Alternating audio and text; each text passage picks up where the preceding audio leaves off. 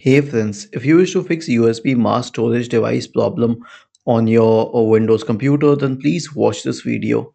First of all, just make sure that all the USB slots are working fine. Try connecting your device to a different slot, but if that doesn't help, then straight away search for Device Manager and open the Device Manager. So, scroll down to Universal Serial Bus Controllers, which is basically the full form of USB. Right click on these options here, which say USB root hub 3.0, whatever it is, but USB root hub. Right click, update the drivers, search automatically for drivers.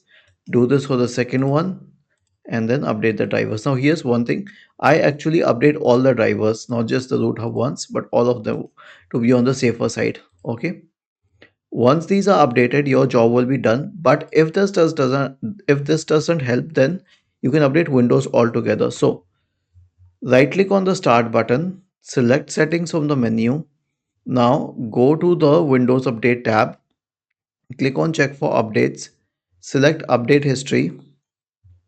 Now